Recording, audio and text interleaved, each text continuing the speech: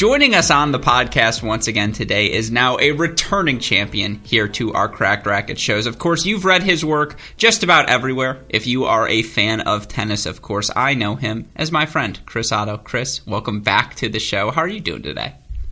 Alex, great to be with you. I would correct you and say not returning champion, probably like returning qualifying loser. That's fair. I would say lucky loser because we're all graced by your presence. We're all lucky whenever we get you here. I feel lucky as well. Yeah, that's awesome to hear. I will say this, and maybe it's just because I know you as Chris Oddo hockey fan first before I know you as Chris Oddo writer, but when I looked at your sweater, there's that triangle combination right under the collar, and I thought that was a St. Louis Blues logo. And I was like, is Chris rocking the Blues now? I was like, is that his team? Oh, no. I think they were like my third favorite when I was young, though, so, there's potential there. You're an Islanders guy, right? Absolutely. Is that team number one in your sports hierarchy? I'd have to say yes, and this is going to make you laugh, but a close second and third would be the Baltimore Orioles and the Detroit Lions. Oh, my gosh. So you're a glutton for punishment. I have a pathetic life. Yeah. You got Cal Ripken for a good part of it, so that had to have been enjoyable. There was an Islanders stretch there that's fun. I mean, so as a fellow Lions fan, I feel your pain entirely. I could tell you, I can't tell the story because my mom listens to the show, but the Saints playoff game will always have a near and dear place in my heart. The Cowboys playoff game, oh my, all of it. Like, they're such cherished memories. Yeah, well, the Cowboys playoff game is the only victory. Yeah, exactly. Well, I'm talking about the Cowboys loss. I don't think I was alive for the Cowboys victory. Oh God. Yeah. The victory, I think, was 92 or 3 or something. That was really, really special. And we'll talk about it sometime. Maybe off air would be better for that one. Yeah, no, what do you mean? This is a Lions podcast. Listeners know that. Look, I'm trying to think. Who's my first Lions receiver? Oh, my God, I'm blanking on his name. It's not Henry. It's not Morton. I want to call him Morton, but that's not his name. It was, or was it Morton? Yeah, Morton. There was I think was it Johnny Morton? Yeah. He was really good receiver. They had a lot of good receivers over the years, and they haven't been as pathetic as people. Yeah, they've been pretty bad. They've always great. Billy Sims, Barry Sanders, though, two really special players and eras to be a fan of. Mm-hmm. No doubt about that. I would say I remember the Charles Rogers pick onward is like, that's my strike zone of Lions fandom. Anything before that, I know who Scott Mitchell is. Yes, I know who Barry Sanders, Billy Sims are. We've Bobby Night Train Lane. They call me Alex Night Train Gruskin. So, you see the parallels there. But with all of that said, that is not the reason we wanted to have you on the show today. It was one of the reasons, but the main reason, of course, to help preview the year's first Grand Slam, the 2022 Australian Open. Eventually, we'll be focused on the tennis, but since we're talking about the men's side, obviously the story of the tournament right now is everything surrounding Novak Djokovic. And, I've been asked about this in some other shows. We've talked about it here on this show as well. It's so unfortunate that it feels like whenever tennis penetrates international news, it's due to something that's happened off the court, right? For Naomi Osaka's news cycle, and I don't want to just refer to it as a news cycle, but it was the conversation she started about the mental health of athletes, their interactions with the press. Obviously, the Peng Shuai story, not a tennis-centric story at all. Unfortunately, it relates to a tennis player. Now here with Novak Djokovic, we're talking immigration status, not anything that happens on the court, right? I would love if our lead-in segment was, the International Tennis Hall of Fame did not nominate anyone new for the first time in its existence. That's a story. And like us tennis nerds, that's what we want, Where's CNN calling me for my hit on that? Like, that's what I'm looking for. But we don't get to talk about that. This is what's absorbing the news cycle. I'm curious your reaction to all of it and, your response to that thought as well of it does feel like the tennis itself continues to be lost in all of this. Yeah, it's been a grind, right? I guess maybe the bright side is maybe a lot more people will tune in and actually watch some tennis and say, "Oh my God, this is the sport that Djokovic plays." Whether or not he plays, we still don't even know. That's the weird thing. We're all hanging in suspense, wondering if Novak is going to be deported. Yeah, and we're all at like a burn point with this story because we've covered it and covered it and covered it, and and it's seemingly endless. And he's in the draw right now, which is kind of like, I don't know, I'm rambling a little bit, but it's finally bringing us around to the potential of a really great tournament with or without Novak. I sort of am leaning to with. I think it's a little late in the game for them to pull the plug and deport him, but the rumors are still swirling that it's still potentially on the table.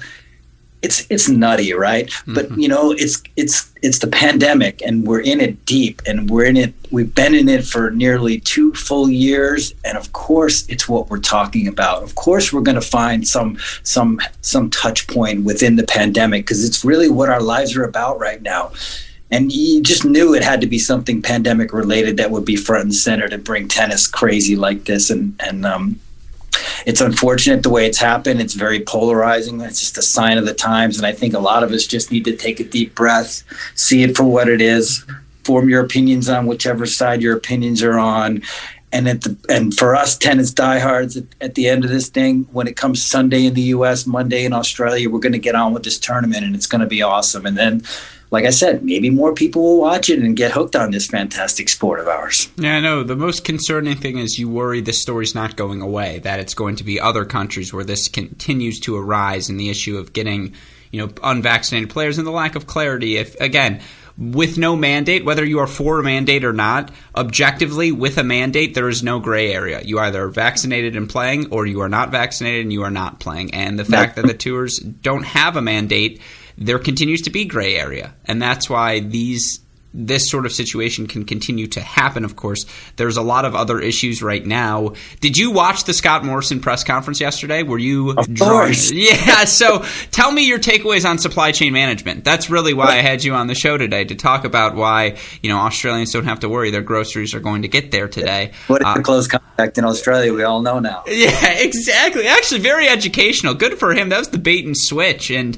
it would have been really funny if just like at the end he goes, oh, and by the way, Novak Djokovic has got to go. Thank you very much. And he just walked. That would have been so. I would stand to go for Scott Morrison if he would have drawn it out like that. Obviously, he did not end up addressing anything related to Novak Djokovic. We are still waiting on a decision from the Australian government. But yeah, with that in mind, let's talk about the tennis, and let's talk about the openness of this Australian Open men's draw. Of course, for now, as you mentioned, we are under the operating assumption that we will have Novak Djokovic in the draw, but we do have Rafael Nadal in the draw as well. He is not a top 4 seed. We don't have Roger Federer in the draw, and this is something we harped on all of last year, really the past 3 seasons here on our Cracked Racquets shows, is the idea of the generational shift that's been happening in men's tennis. I think it's time to put that term to bed.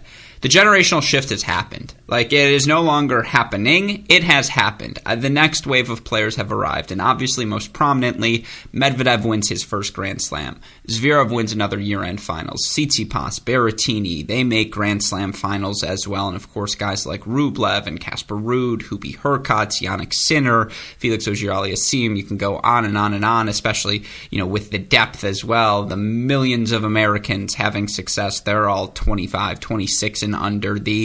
It's happened. The generational shift has happened before our eyes. And, the title of this podcast, I suppose, the title of this podcast is The Darkhorses entering this Australian Open. But before we can even get to that, I think you have to address the generational shift, right? Because this idea of a dark horse, I think, is compromised right now in men's tennis. It feels like the draws are just inherently open, right? To some extent, I feel as though every player is somewhat of a dark horse because of that inconsistency and, the week-to-week variance we seem to be seeing on tour. I'm curious if you'd echo that sentiment. It's way more of a dark horse vibe than we had 3 years ago, with Roger still hanging in there, Rafa at the top of his game, and Novak 3 years younger. I still see it as Novak anchoring as the big three, and he's sort of the gatekeeper. So it changes.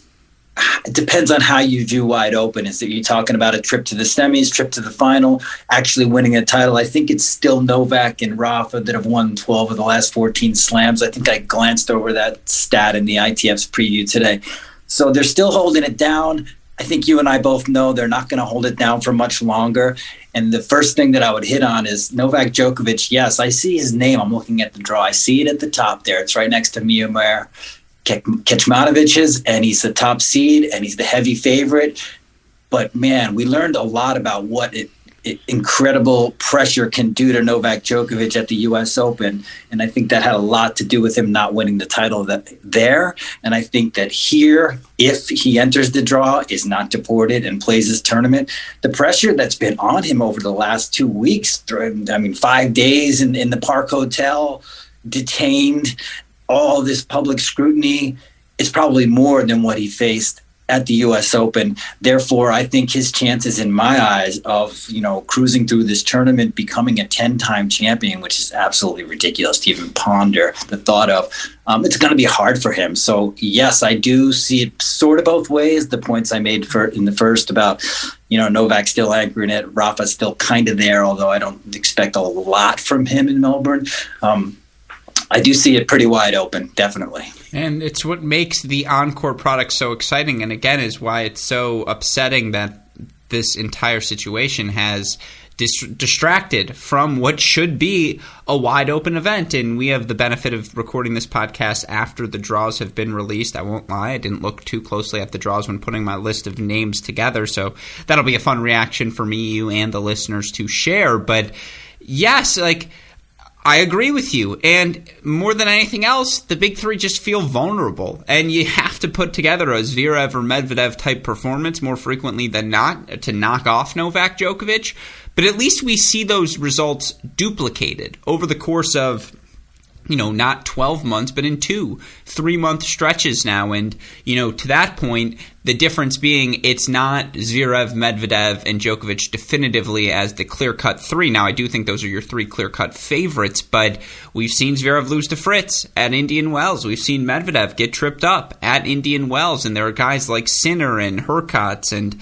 again, all the names I mentioned earlier who are nipping at the bit, who on their best days can beat the Zverevs and Medvedevs of the world, who have proven they can beat the Novak Djokovic's of the world. And yeah, it gets a little transitive property-ish, but that's half the fun of tennis as well. It just feels like everyone's very beatable on a given day. And, even in early 2010s and mid-2010s when Djokovic, Rafa, and Federer were the clear-cut favorites, you still had that second class, the Ferrers of the world, Berdic's of the world, Cilic's, Tsongas, and by the way, Cilic is playing pretty well right now. Just worth mentioning, the old man, 13-3 in his last 16 ATP matches.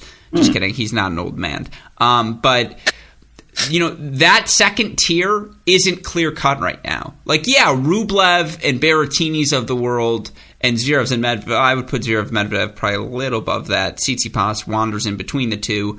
But they're very good. They aren't definitively better than the rest of the field the way it felt like the Berdic's of the world were. And so I think even as you delineate through the tiers of the ATP Tour, and there's nothing we like at Crack Rackets more than making tiers, to me, I think to extend on your point, it is across levels. The guy who's ranked 50 in the world feels a lot closer to the guy who's ranked 12 than ever before, and ditto to the guy who's 115 to the guy who's 50. Yeah, I agree with that. I think there's a lot of names in the seeds, even 10 through 32, who could potentially cause a lot of damage, and you're right, I think are creeping up to the players in the top, say 4 through 10. Mm-hmm. And so it makes this entire process so interesting when we look at the term dark horse. And again, I gave some qualifications for this exercise. I told Chris pick two guys, outside the top 10 seed. So 11 through 32. I said, give me a non-top 50 player. Give me a guy 21 or under, one of those youngsters. And then I think I said throw me a wild card or whatever with the fifth one. And you've got a list of names. I've got a list of names as well. But the last just sort of qualifying thing here, I know those terms were in mind, but what were the sort of name, what were the things you were looking for as you put your list of names together? Were there certain qualities that jump out to you? Unlike you, I took a good hard look at the draw. Sure. So, I just wanted to see who might have a little bit of an easier path, and then combine what I see in the draw with the form I've seen from such and such a player at the end of last year, throughout the whole of last year, and definitely a little bit this year. I'm looking for a little bit of some tidbits, some indications that they're ready for a little bit of follow through. For instance, a player like Jannik Sinner, who's going to be one that I'm going to mention. What's his draw look like? Where was he last week? And of course, we know what he's been doing over the last 18 months. So I like to build up a body of work and look at it from a few different angles, I would say. No, I love that. And so with that in mind, sounds like he's on your list. Let's get to name number one. And let's start with Jannik Sinner. Is he on your list?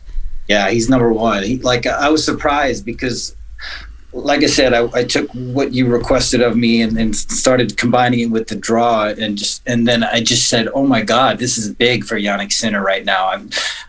Started the season strong. He was the number 2 singles player for Italy, took care of business there and won all of his sets. I think he's such a hard worker, as we know. He's constantly improving his game and looking for ways to continue to improve it. And then I got into kind of just checking out where he sits in the draw, and I just said, well, this looks like a massive opportunity for him. Never been past round 2 at Melbourne. Ousted by Shapovalov last year in 5 sets. I mean, Jannik's only 20 years old. There's a lot of teeth to be cut, so to speak.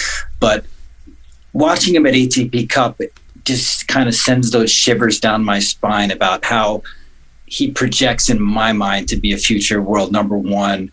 He's so lethal.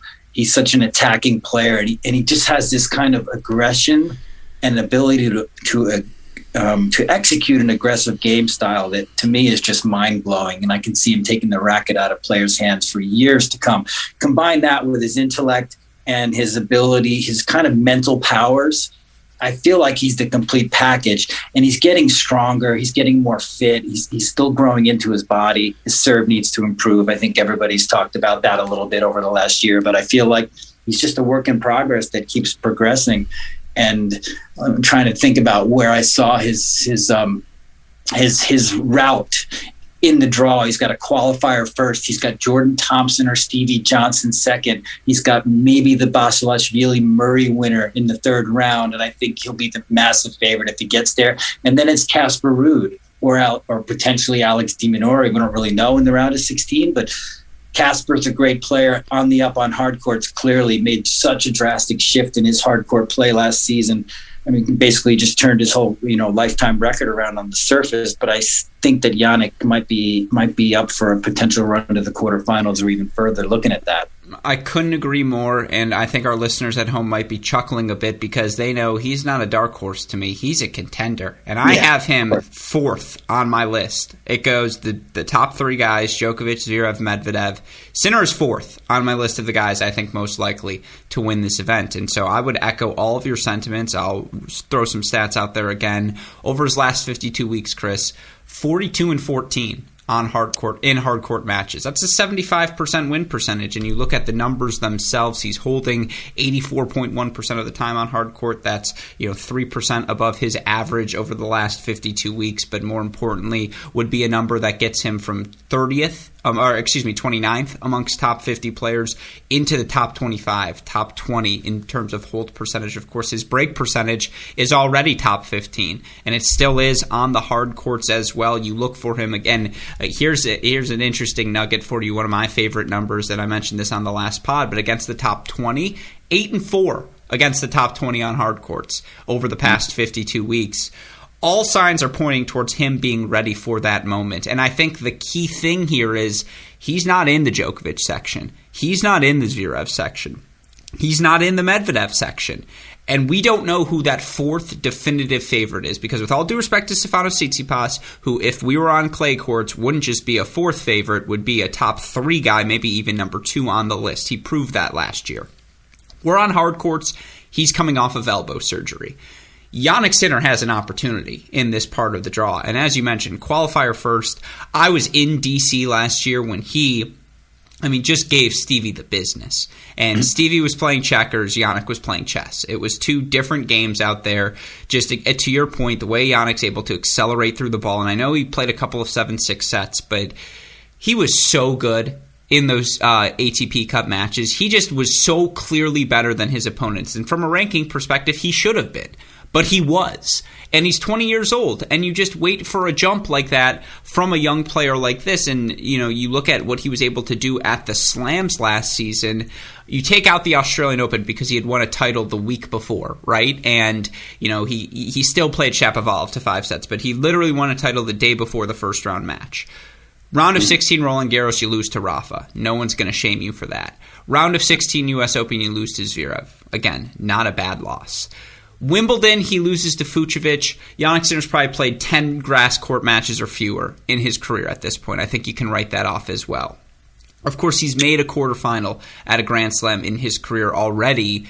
And you just look at the draw. Like, Casper Ruud's never made a second week at a Slam, let alone a quarterfinal. And to do it on hard courts, I think Sinner's the favorite in that match. Until we know how healthy Tsitsipas is, I think Sinner's the favorite in that section. Maybe I'm overreacting here, Chris, because he still is only 20 years old. But to your point about someone ascending to world number one, you got to check off a lot of boxes to get there. To this point of his career, he's checked out off just about every box you'd ask from a player his age. Yeah, he's so steady. He's so steady. And you just see him improving every week. That every time that, if you haven't seen him for a couple of weeks, when he pops on your TV, you watch him play, you're just going, damn, I'll put this guy. He's so good.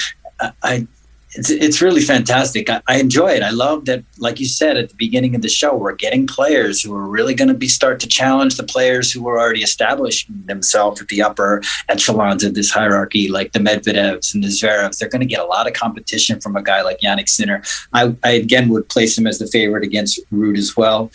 And Jannik on the hard courts, he's won 62 and 27 lifetime on hard courts. This is a surface that he's great on. Maybe he's a little better when he's indoors, but I mean, yeah, he's a threat. He'll be one to watch. And again, the points about Tsitsipas that you're making, this is, no matter what he says, in my mind, it's a low expectation slam for him. That he has every excuse not to go deep.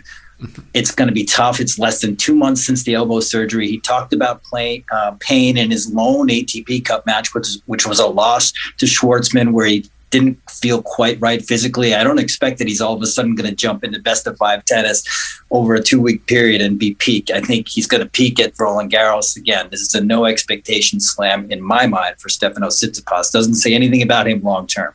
Yeah, that's a very good framing of this tournament for him. And from a tennis standpoint, he looked great against Schwartzman. You're right, just physically, he wasn't ready for that sort of physicality. And of course, 3 out of 5 sets just amplifies all of that. The last thing I would say on Sinner, I hope we get him versus Carlos Alcaraz just as frequently as possible over the next decade. I think that could be a rivalry of this generation. Sinner, Alcaraz. I mean, 6 and 5 in Paris. I don't think they're in this section of the draw together, but that's just one thing I would love to see as much as possible here in 2022.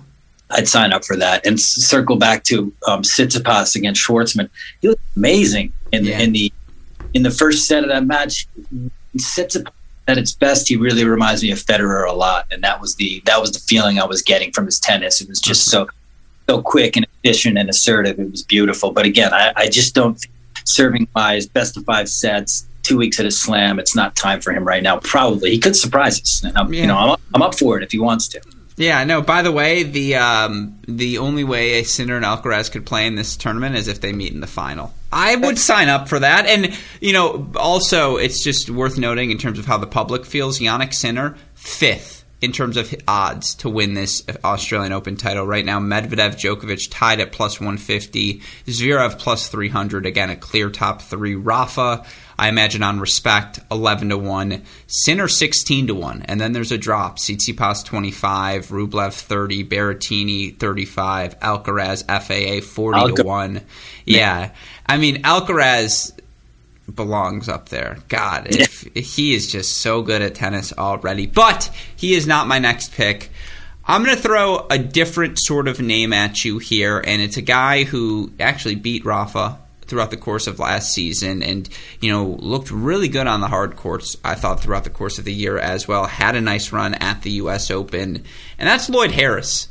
Cool. Lloyd Harris checks off a lot of boxes for me, Chris, when you look at just what he's able to do and what you want to see out of your modern ATP player. And, of course, at 4 years old, Lloyd Harris turns 25 at the end of February, 6'5", 6'6", but a fluid athlete for a guy that size. And you look at the numbers for him last season, was able to hold serve 84% of the time, career high for him in ATP matches, and it was a top 20 number amongst top 50 players. He was also 30 wins on the season. That's the most for him in a single season at the ATP level. 57% win percentage. But you look at those 30 wins, I think it's always notable to point out 27 of them came on hard courts. And, he lost to Kwon in 3 sets at the start of this season, but you look what Harris was doing at the end of last year, whether it's quarterfinals Washington, beats Nadal to get there, round of 16 Canada, round of 32 plays Zverev, tight in a loss there, quarterfinals US Open, semifinals Antwerp. It's a guy who had a lot of success on the hard courts. And again, foundationally, his serve, his forehand, this surface, I feel like early in the year players lack rhythm, and he's a guy who will take that, even what little rhythm you have, away from you. And if he's serving well and he's hitting the forehand well, he's just a guy who can put himself in a position to win over the course of a 3 out of 5 set match. And so, again, I didn't look at where he's at in the draw. I'm looking at it now. He's got Vukic first round, would have Zverev third round, so that gets a little tough. Yeah. But still, he got to look at Zverev in New York last year. And so it's always tough to beat a player twice. I think anything can happen. I don't see Zverev as a lock yet at slams, although he's looking a little bit more like a lock over the last, 6 to 12 months. But yeah, I like all your points on Lloyd Harris. I'd love to see some follow through on what was he was sort of a revelation last year. Maybe he didn't get onto the consciousness of the casual fan as much as some other players did, but he was very strong last year and still got some upside for sure. I like your points on him. Yeah, it's, again, you look at the draw. I do think that's a tough test for Zverev, because if he's tentative, Harris is going to take his swings. He'll take his cuts. And again, how well he's playing, we'll see. You look for him last year, third round in Australia, got knocked out by Mackey in that third round, so has some points to defend, has the Dubai final about 2 months later to defend as well. He's a top 30 guy right now. And if he can lock in a fourth round here early in the Grand Slam, there was not a ton of success for him between the end of the hard court season and Wimbledon. And that's just low-hanging fruit for him to go pick off and make a top 20 push, make a top 15 push. And I think third round should be the minimum for him here. But I would watch out in that Zverev match. I think that's a tricky one. With that said, give me another name on your list, Chris. Who you got here? Give me your non-top. I don't want the seed. Give me someone outside the seed category. Outside the seed. And then that's a little bit of a different. I played that a little bit differently in terms of that. The guys that are outside the seeds. I'm not really calling for the deepest of runs. I'm just in love with Maxime Cressy. Can we just talk about Maxime Cressy? There is nothing I would like more than to hear your take on Maxime Cressy.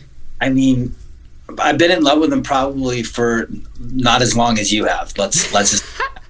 But last year, watching him go on a qualifying run, I don't think he actually made it at Wimbledon, if I'm not mistaken. I think he got knocked out in the final round. By Mackey, I believe, 5 sets. Yeah, it's tough. But watching him there was the first time I really deeply kind of enjoyed his serve and volley. And over the last 6 months, I've come to the realization that he is the best serve and volleyer out there.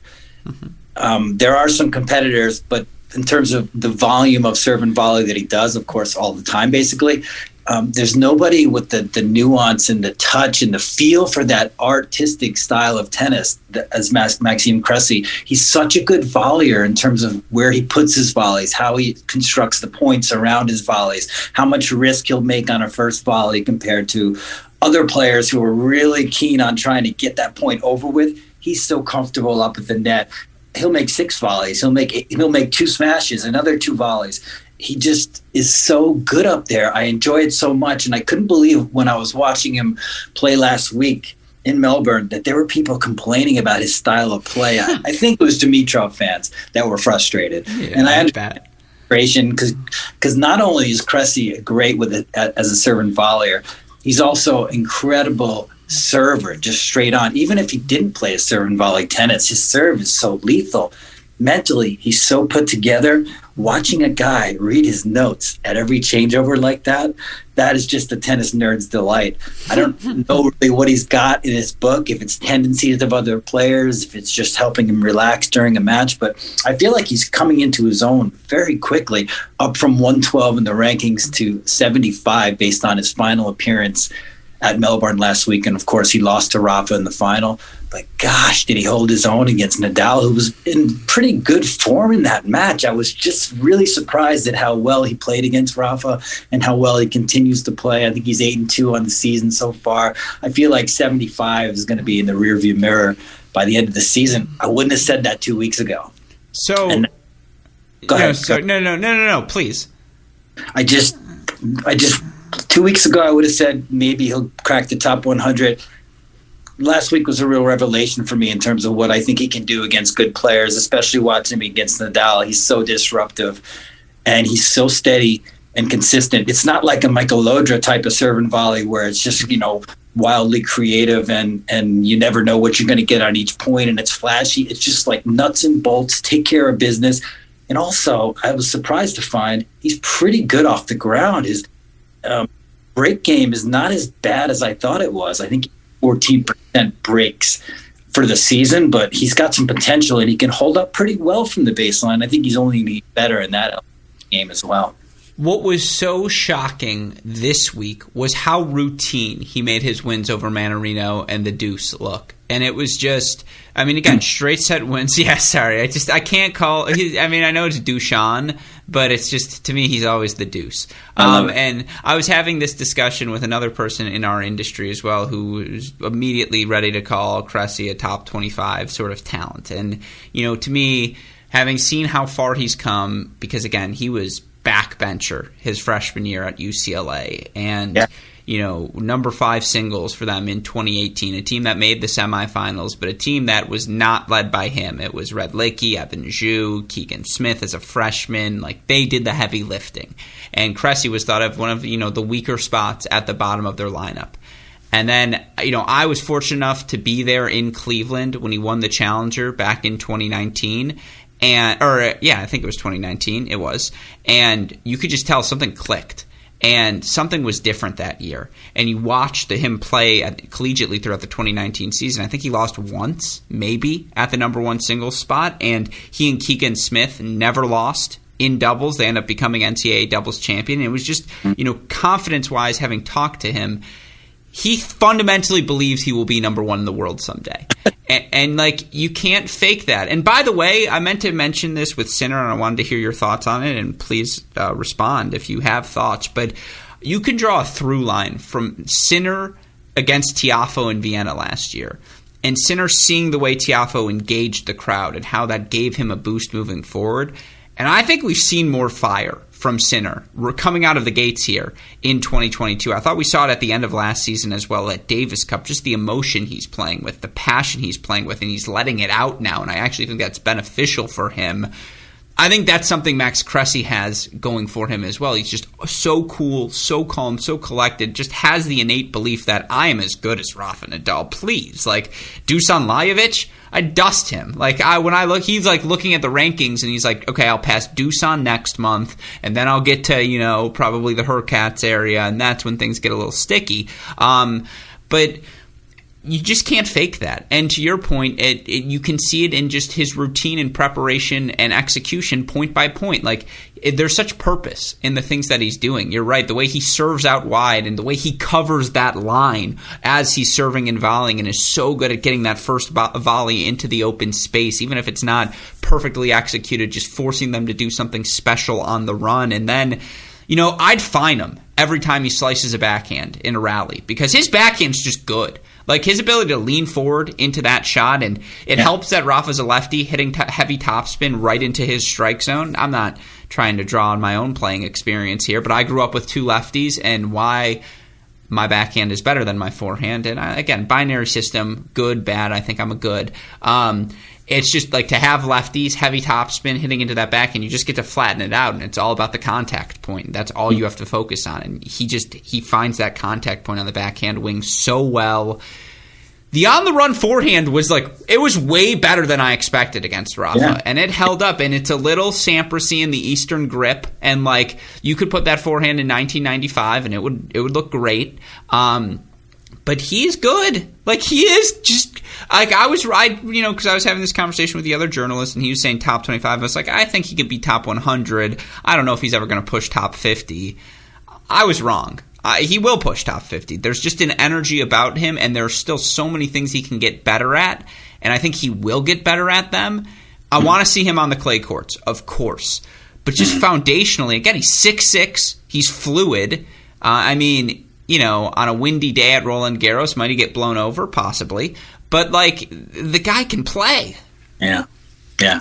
Well, good point about Jannik Sinner and the Tiafoe match, which I hadn't thought about at all. And I'm going to refer to that probably 15 times over the next year, because I noticed Sinner seemingly showing more emotions. ATP Cup, he was really a fiery and fun to watch kind of competitor there. Maybe he did. I'm sure he took that loss to heart. That was a tough one for him. He was a little bit ticked after it went down. So good point. And Cressy, I think, he surprised me, but I'm seeing more upside for him based on what I've seen. And I feel like he's very intelligent. I think he understands what his mission will be in return games. I feel like he has, and we get frustrated by some of the big servers to not be a little more aggressive at times. It's take your crack. You don't have to win a lot more than 15% of your return games. Just get the right ones and seize the moment. I feel like there's a lot of seize the moment in his return game. He hits some pretty good return winners. I feel like he knows what his challenge is, and he goes about it the right way. And I think he'll get the key. It's all about these guys that are holding serve 93% of the time, which he did in Melbourne. It's all about the key break. It's not about a volume of breaks. It's the key break. It's really one in a match can do it, can turn the trick in a 5-setter, maybe two. But it's fun. It's fun to watch, and I like his draw. I love that he's playing Isner first. That's ridiculous. I feel like he's probably going to win. And then it's either a qualifier or JM Cerundolo. I feel like he's got a shot if he continues his fine play to get to a third-round matchup with Schwartzman or Krajinovic, and that would be interesting as well. I don't see him really getting further than that, and there's no lock even on him beating Isner, who's so experienced and so good. That's going to be a tough one, but it'll be fun to watch. Well, he was on my list as well, because if he does get through Isner, him against Schwartzman, this is the surface you want to play him, and it would be a fascinating matchup. Again, he's beaten Bautista in a first round of a Grand Slam, so he believes he can do this already. And you talk about it, looking at his draw, it has opened up. There is a world where he's in the fourth round, and Mackey was there last year, and Sandgren's done it in the past as well. There's a rich history of late of college tennis players having success at the Australian Open. But for Cressy, again, 2020, wins a couple of challengers at the start of the year. Pandemic slows things down, didn't quite find his rhythm, but finds his rhythm again throughout the course of last season, has come out firing here this season. I really enjoy how you framed it there, that you're right. It feels like he knows how to make his game better. He knows the things that he will need to do to maximize his strengths. By the way, why are you a returning champion here on this show? You can speak in percentages. We both have spent time, students of the Jeff Sackman Tennis Abstract experience. I would say for the average top 50 player, you say 15% of returns. Typically it's 20. You want to be over that 20% threshold as a returner. Otherwise, in terms of break percentage, otherwise you're going to be bottom 10 amongst top 50 players, and you're going to be struggling. That's where you see, the Isners, sadly Opelkas, he should be better. Though Raonic on their worst years, they're in the 8 to 13% range. But you're right. If you're serving like them, and why is Berrettini top 10? Because he holds 90% of the time, but then he also breaks 23% of the time. If Cressy can get to 15%, he's a top 50 player. If he can get to 20%, 22%, now you're pushing top 20. Now you're pushing top 10. And I do agree with you, foundationally, after watching him these past couple of weeks, there's just more there than I thought. He's better at the tennis stuff than I expected. And the non-tennis stuff, I know he's going to be good at. I know he will maximize all aspects of his game. And so, absolutely. It would have probably been a good dark horse pick even without this success to this extent over the past 2 weeks. But I don't know how you don't have him on that list now. I mean, I've got a long list here. I guess let's, on the college note, Mackey probably defending fourth round here. He always seems to play well at the 3 out of 5 set format because physically guy is just gifted. Arthur Rinderknecht, another college guy who's had a ton of success of late. On my list. Oh, I like that inclusion as well.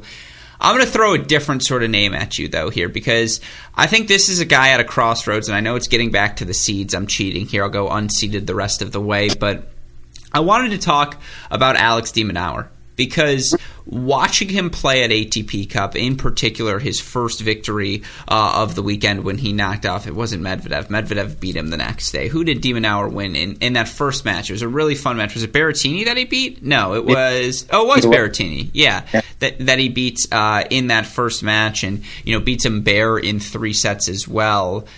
There was a springiness to de Minaur and an excitement in his tennis that you just did not see at the end of last season. And I know de Minaur, the 32 seed in this event, and we'll get into his draw in a second, but I'm curious if watching ATP Cup you felt that same way that I did, that it just fundamentally, he seemed refreshed at the start of the event. Demon is one of my favorite players when he's on, kind of in the whole sport. And he just blows my mind. I'm frequently find myself working for Tennis TV on the video side, cutting up clips, and his speed, it's just ridiculous. The gets, he's the best in terms of the get. It's just mind blowing, the speed that he has and the passion that he has to show it off. He's got such an attitude. He wants to own the court against these top players. I think he got rumpled pretty good by Medvedev, if I'm not mistaken, at ATP Cup. But then he turned right back around and took it to Ugo Humbert. I think he's got potential to make a deep run in Australia every single year. A lot will depend on the draw and what he can do. He's got Lorenzo Mazzetti as his opener, and Mazzetti has just disappeared for, I think he's like 4, and he barely won any matches since Roland Garros. It's been a little bit unfortunate. We're just kind of waiting for him to get out of his tailspin. I think he's still incredibly promising and it's going to be fine. But de Minaur's, I think, got a perfect position to get through that first round. Then he might have Meyer-Jacques or Seppi. He's looking at a third rounder with Casper Ruud. I don't see why he can't get past that. He had a heartbreaking situation last year. I think he came up injured for an Australian Open and didn't play, right? That really ruined his season, basically. This is what he lives for. This is what he dies for. ATP Cup in Sydney, same exact thing. The guy plays with so much heart when he's playing for the flag. I mean, he's got the, what has he got, the 109 tattooed on his chest for the Aussie Davis Cup player? This is his World Series. This is as big as it gets for Alex de Minaur. And I think he's going to be ready to do some damage. Yeah, so obviously player to watch, Darkhorse candidate, all of that. Yeah, and I mean, you mentioned it. The third round would be Casper Ruud if he gets there. The fourth round would be Jannik Sinner. But what a fun matchup that would be. The pace and the discipline of Jannik Sinner versus the speed and the improvisation of Alex de Minaur. You worry that de Minaur will leave some balls short for Sinner to attack, and just over 3 out of 5 sets can de Minaur physically turn defense into offense enough to hurt Jannik. But in front of a home crowd, in front of a crowd that will, again, always backs de Minaur, that always brings out his best tennis when he's healthy and able to play in front of it. Yeah, like to your point, there's just an element of speed. He just looks healthy. That's the thing I would like to stress more than anything else. He looked healthy at the ATP Cup. I just felt like, and I know he had COVID at one point last year, wasn't able to play the Olympics, but even beyond that, it just felt like he was never healthy, starting with the Australian Open and all the way through the season. And let's not forget, like, Alex de Minaur is still 22 years old. Feels like he's been a part of the ecosystem for a while. 22, college senior. Like, let's let this guy hit his prime first physically before we judge him as a final product. Feels like the serve can continue to get better, and if it does, he can create some free points. Plans B, C, and D have always worked well for de Minaur. It's finding that plan A to make life easy, and, for a guy with a lot of tools, he can certainly develop a plan A. Yeah, he's so scrappy, and you talk about best of 5 set matches. The tone is important. The image that you project in these matches, it's very mental, and the way that he can kind of scrap out points and come up with these magical moments, maybe points that he didn't have any business winning with a big get. it's not, yes, he's a great tennis player and he's got a lot of the strokes. And yeah, some of the bigger guys can sort of take the racket out of his hands if they're executing perfectly. But he's kind of a master at controlling the tone of these big matches when he's on home soil. That's what I felt in the Berrettini match. It was like he took that match over against Matteo. And I feel like on any given day, at the Happy Slam, he has the potential to do that, and I feel like the same thing can happen in New York for him, of course, and maybe even in Wimbledon. Maybe Roland Garros is the only, and clay is the only thing really we're not going to expect much from him at. But yeah, ranked at 32 in the world, I feel like he's probably better than that ranking. Really, as you mentioned, at 100% health, when he can use his feet to do all the things that he does so well.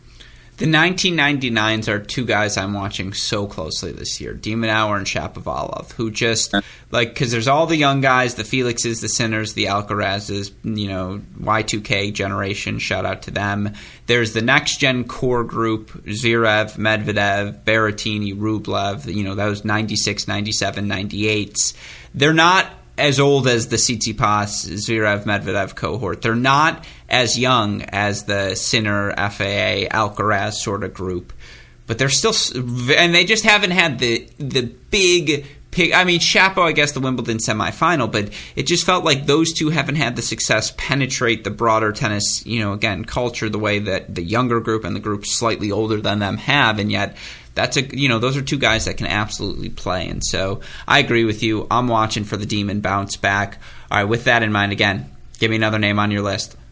You mentioned Shapo. I think he wasn't. First of all, I got a couple guys seated, 11 to 32, as you asked, that could do some damage. Mr. January, Roberto Bautista Agut, is definitely there. I mean, the statistics, 41-8 in January since 2016, including 10-4 versus the top 20. The guy knows how to do a productive off season. And this is the time where a productive off season pays off more than anywhere else. So I'm a little afraid because, again, you lead off with Sinner. He was my fourth contender overall, outside of the top three. My fifth, number 5, overall contender was Roberto Bautista Agut. And you mentioned the January stats. But then let's talk eye test, which I know is part of, because again, there's only so much quantitative analysis you can do in tennis. We're talking eye test. Has anyone looked more impressive through the ATP Cup, through the first 2 weeks of ATP action than Roberto Bautista Agut? He was so freaking amazing throughout the course of the ATP Cup. That is a guy who said, I will be in the gym December 1st through December 30th. Call me on December 31st. We can do something for New Year's. Do not bother me the first 30 days because I'll just be in the gym. And clearly it paid dividends. And he just has this way, and I apologize for repeating myself, listeners, of baiting you into challenging his on-the-run forehand. And the moment you do, you open up the court and you lose because he's just physically more gifted than you. And he's such an interesting matchup because he hits the ball flat and he hits the ball with depth and just stays low on you, and you don't get the best rhythm against him, and you think you should be attacking the backhand, but then you start to doubt yourself.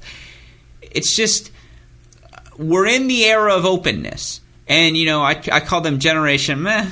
In Schwartzman, Dimitrov is a little bit different of a case, but like the Schwartzman, Goffin, RBAs of the world, who never quite replaced Cilic and Berdych and Tsonga the way we thought they might, but obviously are still very, very good players.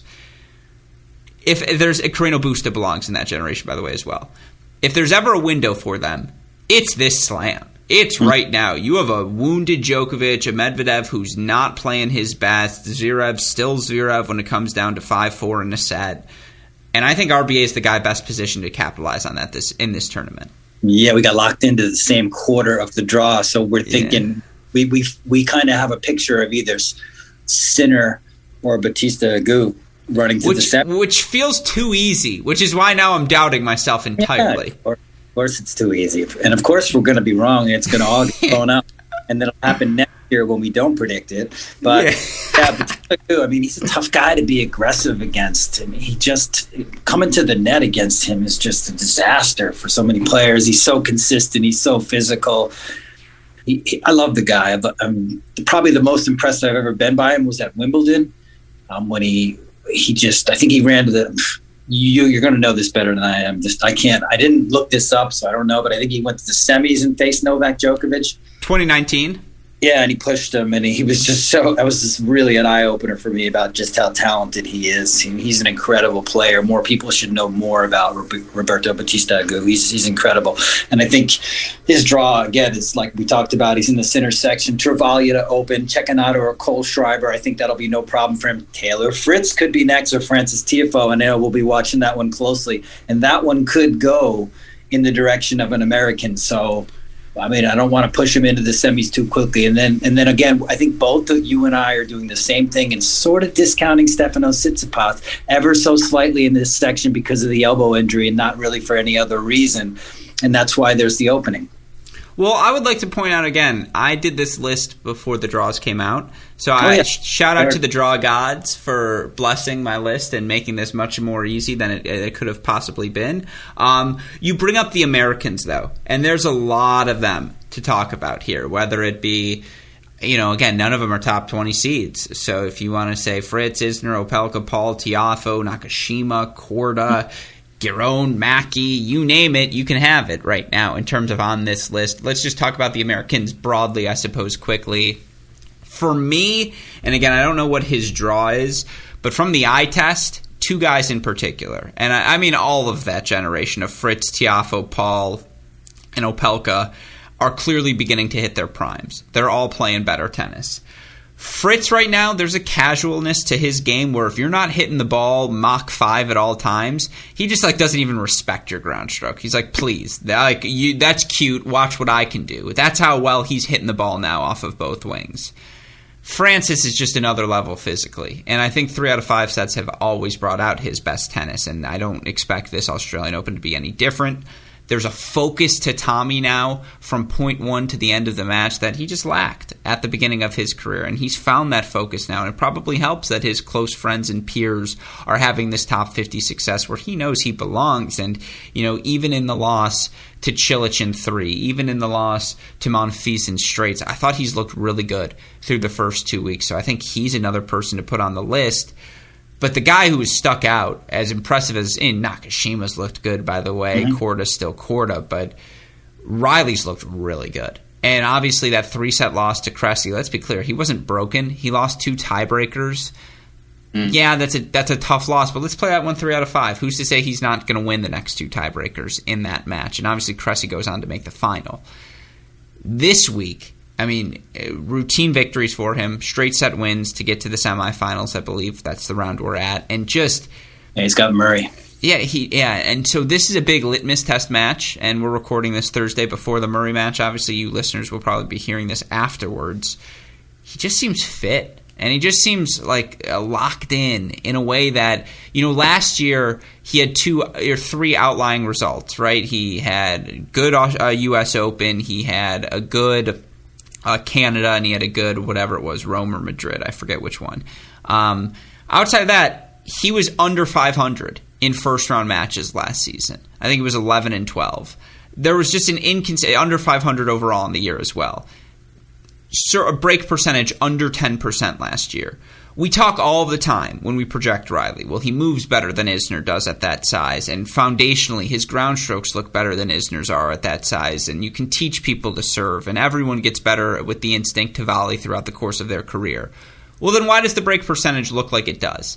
It's because, quite simply, he hasn't been the most disciplined throughout the course of his career. And so to make this full circle, the thing that stood out, even against Cressy, and particularly here this week, is just the discipline he's showing on his return games. He's not ripping 3 out of 4 Mach 5 just to see if he can hit the winner. Sure, he'll do that if he's already up a break, and he's been up a break. He hasn't been broken yet this season. But there's just a discipline he's playing with now, and that to me is why he's the most interesting dark horse, because he's always had the highest upside of the Americans, no pun intended there. And I just think one of these years it's going to click, where he'll bring that focus from week 1 through the end of the season. I always say he's going to win a Wimbledon by 2026. Just lock in, folks. The first 2 weeks he's looked very good. Well, I got to say, I haven't had my close eye on Riley.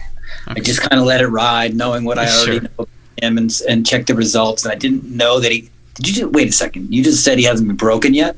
has not been broken yet. He's only played 3 matches, so let's be clear. And, you look at who those 3 were against. He plays Cressy. Like, he breaks Cressy in the first set. No breaks after that. He loses 2 tiebreaker sets. Beats Thompson 3-2. Thompson doesn't break him. Beats Nakashima 6-2. Nakashima doesn't break him. Again, Murray's the test. If he goes through Murray and isn't broken, now I think that validates it. I'm either going to look really smart tomorrow if Opelka wins like 4-4 over Murray, or they're going to be like, Andy just broke him 6 times. And like that's definitely in the cards. But he hasn't been broken through 3 matches. Yeah, I tend to agree with you. I think it's going to come for Riley. Is it time? You're making me start to want to know.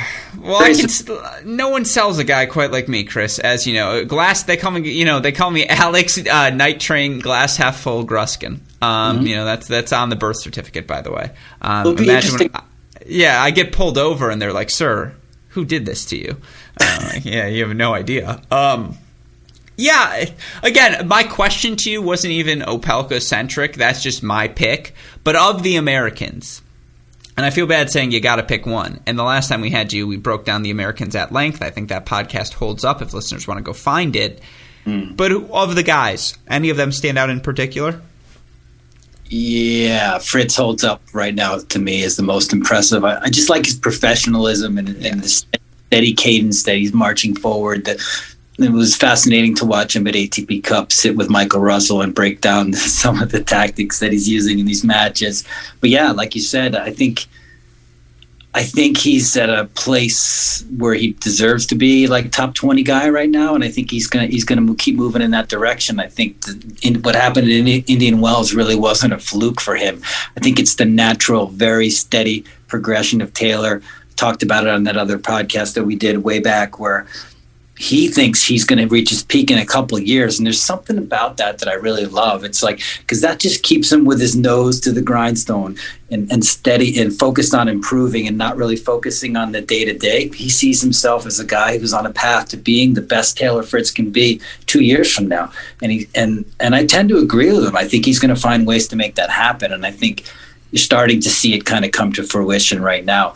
Interesting how it's going to play out in Australia, that he could face Francis in the second round. I think they both have qualifiers and then can meet in the second round. So that's going to be a match to be watching. And I feel like, God, I have no idea what's going to happen in that. That's going to be great. That's going to be great to watch. No, you feel like, and again, it's part of its game style, part of it's non-quantifiable, but you feel like a guy like Fritz will become the best version of himself at some point in his career. You feel that for a guy like Sinner as well, who just, again, whether it's the work ethic, the desire, the passion for the game, they have all of that in spades. Alcaraz, it feels like you can say that about already.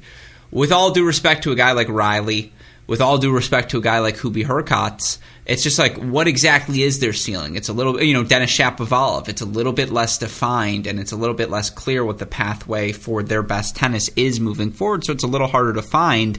It's just like you can see the future for the Fritzes so clearly. You can see the futures for the Sinners so clearly.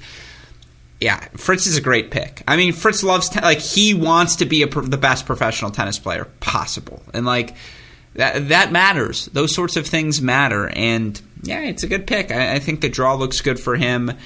I really love Tiafoe in the 3 out of 5 set format. I can't emphasize that enough. I think Kozlov's a little sleepery. I mean, not really. I'm just on the Kozlov bandwagon. I just want to remind everyone that he's in this draw. And, by the way, you can hear from him on the Mini Break podcast back in December. I mean, again, I feel pretty good about the Americans entering. I think we'll get one, at least one. I'm going to say we get 2 into the 4th round or better. I'm going to say we get 2 Americans 4th round or better. What say you? Do we get one? Absolutely. Maybe 2. I think we're entering the age right now. Yeah. We mentioned all these guys, 25 and younger. Jensen Brooksby's not even in the tournament. I don't even think it will matter at this Australian Open. There's just a lot of good players, and I think we're going to see breakthroughs from all across them. As you mentioned, Opelka, Fritz, Tiafoe's, I think, back on the up. And then the young guys, Korda, Nakashima is still climbing, and he's still got tons of room to climb. Brooksby, these guys are all just at the beginning of what their ascent, I think. I think it's going to be an awesome year for American tennis. You know what I'm most excited about? That we get to bring back the term "the lamp." the last American men's player. I've missed calling out the lamp so desperately. It's good to have the lamp back in my life. All right, again, we've gone through a lot of names here, and I don't want to take up too much of your time, of course. I mean, I've got a list still. Like, again, I'm just going to give you a short list of names of people I have thought have looked impressive. We can just quickly go through if you agree or disagree, and then, of course, I want to hear any names you have left. Howie Minaur. I thought Minaur looked really good. Like, I thought the depth for Minaur in particular that he was able to produce, and just, he got to play doubles with Nadal, so of course he was in the spotlight more so than anything else. But I know he's small. I know it's a very clay court centric, his success, but 24 years old now.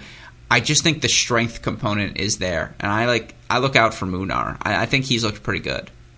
I think he's gonna have a way better career than we're giving him credit for. Yeah, sort of like maybe move back to where we thought we would be with him a couple of years ago when he was playing the next gen finals. I think he's going to end up having a good career, and it never hurts to spend quality time with Rafael Nadal. Yeah, there are worse ways to spend your time. I agree. All right, other grinders. Mikael Ymer, big fan of the Ymer brothers. I am as well. Yeah, Ymer's just got it. Like, some people just know how to win tennis points. Ymer's has that factor where it's just like, all right, I'm going to track that down. Oh, it's time to go down the line. All right, I'm going to go big down the line. And just like, I wish he would I wish he would hit the ball a little bit bigger with more frequency, because he can do it consistently. Like, there's a guy who can do a lot of things on a court. Yeah, it just kind of takes, I wouldn't say late bloomer is the right word, but just taking his time a little bit with his career now. And hasn't really exploded onto the scene yet, but I think his time is going to come. A couple of years from now, we'll be seeing him much higher ranked than probably a guy that people are a lot more familiar with. Tsitsipas first at Australia, by the way, which is sort of interesting. Yeah. No, that's another good one. Ruusuvuori, speaking of tough draws, he's got FAA round one, but there's a little Sinner in Ruusuvuori. I mean, just the way Ruusuvuori gets his weight behind his forehand, the sound that comes off the racket, the pace that he's able to generate. I'm a big Ruusuvuori fan. I think he ends the year much higher than his current number 90 ranking. Yeah, Finland is going to be in the house. You're right. He looked great against Rafa.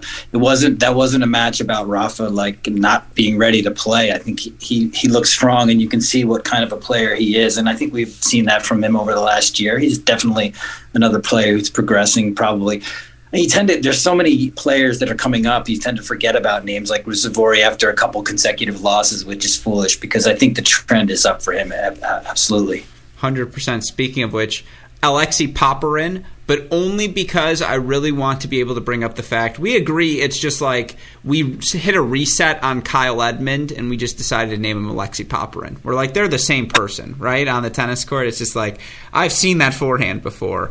That's just Kyle Edmund. I like Popyrin a lot. Mm-hmm.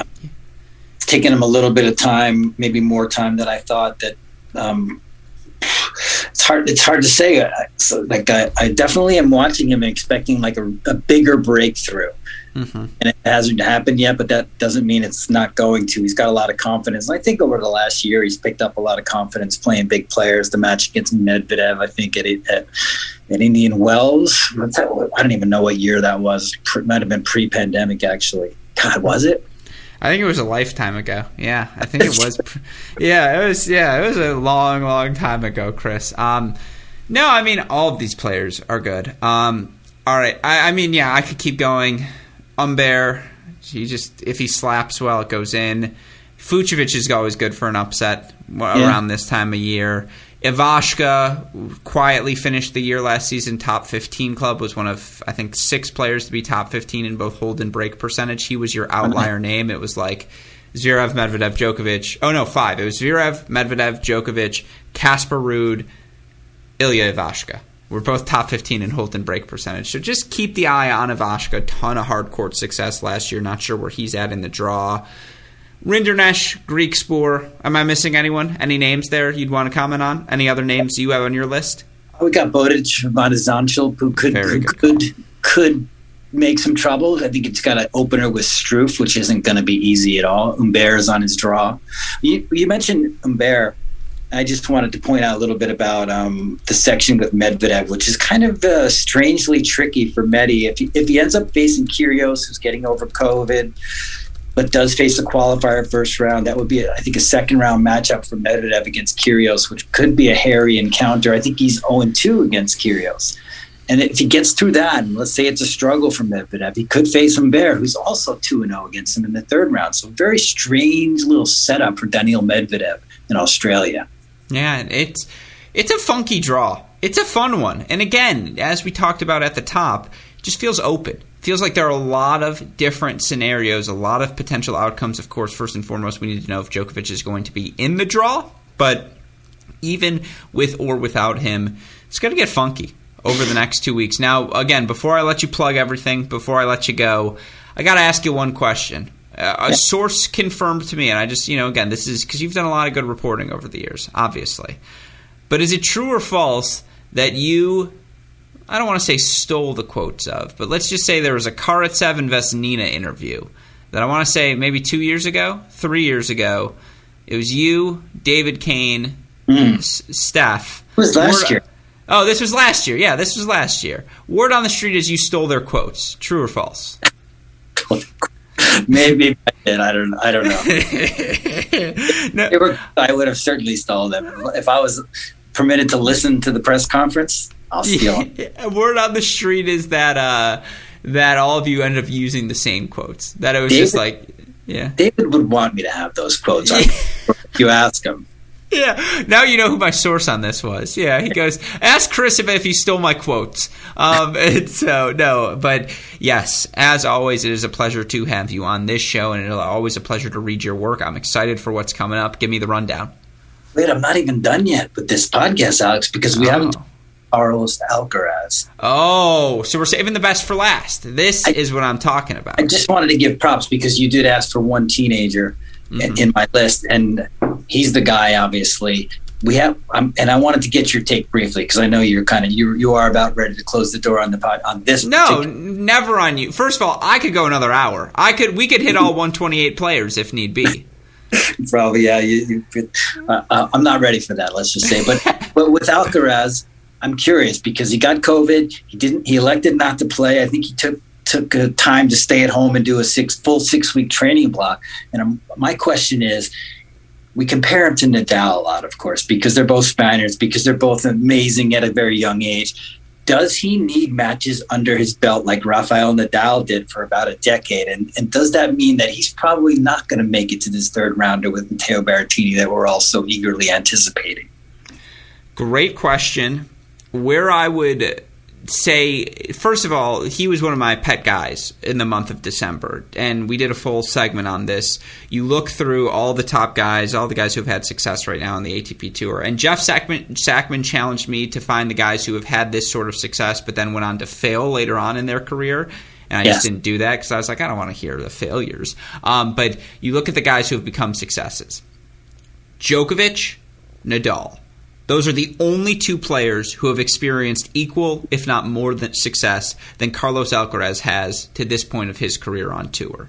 And so when people say, oh, don't compare him to Nadal, that's ridiculously unfair pressure. If you're saying, hey, you have to win 20 Grand Slams or else your career's a failure, yeah, that's being ridiculous. Yeah. But to draw the parallels, I don't think that's unfair at all. He has been that good, and there's just the way they compete, the viciousness with which and the eagerness with which they track down every ball on the court. They both have that special quality about them. I don't think it's an unfair comparison. Now, to your question, it helps to be 18, and it helps to be able to roll out of bed and be like, I can play a match today. It's fine. And I do think for Carlos Alcaraz, he's still at that point of life. I mean, look how many matches he played down the home stretch of last season. There wasn't a lick of fatigue on his body. And that's, by the way, part of what makes him such an intriguing prospect is that physicality at this age. It feels like he doesn't even it feels like if all he does is improve his second serve over the next 5 years, he'll win a Grand Slam title. Like the tennis, it feels like is already there. That's the crazy part. And so, no, I don't worry about it because I have such certainty, much like with the Sinners and the Fritzes of the world, that he pushed himself properly over the last... Like, there's a strategy. It's either a COVID thing or a strategy behind not playing these couple of weeks. Yeah, obviously, if it's a health thing, that's an issue. We haven't heard anything about that. If he's not playing other than that, it's for a specific reason. I believe that to be true, but I also wonder, is he going to be able to put the ball spot on the line like he will need to in his first couple matches? Qualifier, maybe, yeah, okay. He'll have to be pretty good to get through that, I'm sure, because whoever he's facing out of the qualifying is just reeled off 3 matches, and then it could be Fucsovic or Lajovic, the deuce, as you say. I feel like it's going to say a lot. First of all, he made his Grand Slam debut, I think, last year, or won his first Grand Slam match in Australia. He's so young in his Grand Slam career, so the comparisons will be even more relevant after 4 more Grand Slam appearances. I absolutely cannot wait to see what happens this year with Carlos Alcaraz. And then if make that 3rd round happen with Berrettini, I feel like if he had a few matches under his belt, I'd be pegging him to make that match competitive and possibly win it. Now that he doesn't, I still feel like it's a possibility, and I'm just so excited for it, and that's why I wanted to mention it before I say goodbye. Well, there's like I would say 10% chance he was in the Maldives training, like playing exos, where they were just like, hey, we need you for $2 million for the week. And he was like, all right, I'm hanging out. He's special. I mean, there's no doubt. Like, again, it just feels like a sure thing because from the tennis perspective, what do you question? Like, what's the weakness when you look at a Carlos Alcaraz? And I think this applies to Jannik Sinner as well. What's the weakness? Like, there is none. There's no definitive weakness. Like, yeah, everyone's second serve can get better. Theirs are no exceptions. Yeah, everyone's shot choice can get better. They are no exception. But they're just so good at everything on the tennis court. That's why we get so excited about them so quickly, is that it's not like there's a lot to get excited about from Tiafoe when he was younger, but you still saw the forehand, and you're like, I'm not sure. Fritz, you saw the athleticism. Will he be a good enough mover? You don't think that about Jannik. You don't think that about Carlos. And the last guy you'd say that about, in my opinion, was Zverev. Like, with all due respect, Medvedev sort of arrived on the scene. It wasn't as clean as it has been for these two. Like, Zverev, when he was 18, 19, you're like, whoa, what is this from a tennis perspective? I think these are the first two that make you say that since him. Yeah, good point. Good, but Medvedev, we didn't expect at all. I mean, we're just kind of thinking, he's a top 40 talent somehow, and now here he is. What about? Can I ask you about one more guy? Yeah. Where are you at with Andrei Rublev entering this season? I'm a little bit worried. I feel like maybe the ceiling has been hit, but I know he's got the drive and the determination to make himself a better player, and I've got all the faith in the world in him as that type of a person. But yeah, I feel like it could be tough for him. He's also played so many matches. It's going to be another long year if he has a lot of success this year. I just hope he periodizes and takes his time off and kind of refreshes and thinks constructively about his game, maybe a little bit more. There's room to grow for him. It's not going to be easy when you're top 5 in the world. The next steps are always pretty damn hard. He has maxed out his movement. He has gotten so much more fluid than I expected him to be, and he has become a willing volleyer. Still not great at it, but he is comfortable at the net. The serve can always get better, you're right, but I do wonder, is there a big jump for him moving forward? Because he's already made the big jumps in a lot of the early areas he struggled with. Yeah, he's what I'm just unsure about entering this. And again, the COVID, his game is so predicated on being in the right position, being precise with his footwork and swinging as hard as humanly possible at forehand after forehand after forehand. I hope he's fit. Because, again, I worry about him a bit entering this. I also think, same thing with Berrettini. You see the backhand, you think, well, if he swings through the backhand, maybe he'll get better. Yeah, fine. But percentage-wise, can he get better on the serve, on the forehand? He's already come pretty close to maxing those things out. And so he's both of those guys, I'm curious, okay, is there another level to their games? Right. Yeah. But that said, I don't know if you were speaking in the short term about Andre or the long term, but that said, there are guys that will always, with what they've created, with their foundation, have opportunities in this more wide open world to capitalize and play at their potential and potentially, I would say, win a slam.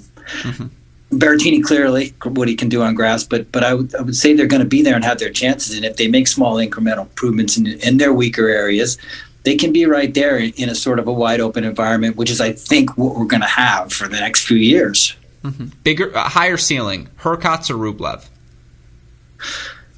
I think higher ceiling maybe Hubie, but I think if I would have to, I can envision it. But I think if I was a betting man, I'd say that Rublev spends more time in the top 5 for some reason. I would echo that sentiment. I think Rublev's floor and Berrettini's floor, they've already proven it's top 10, top 15. They're going to be in the mix. What they do well, their weapons are big enough that they're just going to be up there for a while.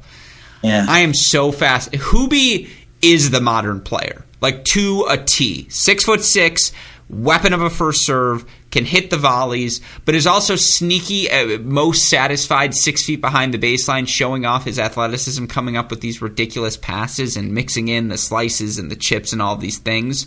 Yeah. Hubie epitomizes modern ATP tennis to me, and I'm just so fascinated to see where his game goes. Yeah, and I know when he's at his best, he really does trip that light and make you think like, wow, this guy is seriously gifted and potentially as good as it gets. And he's made steps. Look at Wimbledon last year. I mean, he's got Medvedev's fluidity, but Zverev's strength, if that makes sense. And it's just like he hasn't put them both together yet. Yes. But there's a world, and so I am so fascinated by him. But I'm fascinated by all of these players. That's why I host a podcast and do what I do. With all of that said, Chris, again, where can we read all of your work? What can we expect from you over the next 2 weeks? Aussie Open, a lot of TennisNow.com, a lot of TennisMajors.com. You can always find me on Twitter. Try to be more proactive on it when I have some free time. At the Fan Child, come and join me. We'll see you guys on tennis Twitter, and we'll hopefully not be talking about Djokovic, but some of the other things that are happening. Oh, and Djokovic's tennis, maybe. Hopefully. I like that. Higher upside, the Islanders or Hurkacz? They both have chances. They're going to both have chances to win big championships. I like that. What about higher upside, Islanders fandom or Lions fandom? It's got to be Islanders fandom. Well, you're in the city. It's funny. We're going to circle back and finish this podcast with the Lions. There's something seriously beautiful about being a Lions fan, because if they ever win the Super Bowl or even go to it, it will be far better than, like, say you're a Pittsburgh Steelers, Baltimore Ravens, San Francisco 49ers fan. There will be the joy that I will feel and that you will feel if the Lions go to the Super Bowl, and you'll be tears of joy for years. It'll be the most thing. So the upside of that potentially happening, which we know it never will, is unbelievable. But just the thought of it even happening is a beautiful thing. So I had a couple of those moments this year. Michigan beats Ohio State in men's tennis, first time since 2002. Pumped. Nice. Michigan beats Ohio State in football, first time in 9 years. That you got. Yeah, none of that would touch a candle to the Lions making the Super Bowl, because you're right, the bewildered, I'd be like, no way. I'd be like, we did it? No. Like, this isn't right. Is Megatron play? Like, do we get Sue back? Is he stomping on people? What's the deal? And yeah, again, the only thing of higher upside I would say is looking forward to your next podcast appearance. Yes. I look forward to it. Like, just trying to hold my own with your tennis wisdom and analysis for an hour. There's no greater honor. Oh, well, that's very flattering for you to say. But my friend, as always, be safe, be healthy. For the last time, Happy New Year. And we will chat more, I'm sure, soon. Thanks for letting me into the circle. Enjoy the Aussie Open. You as well, my friend. Take care.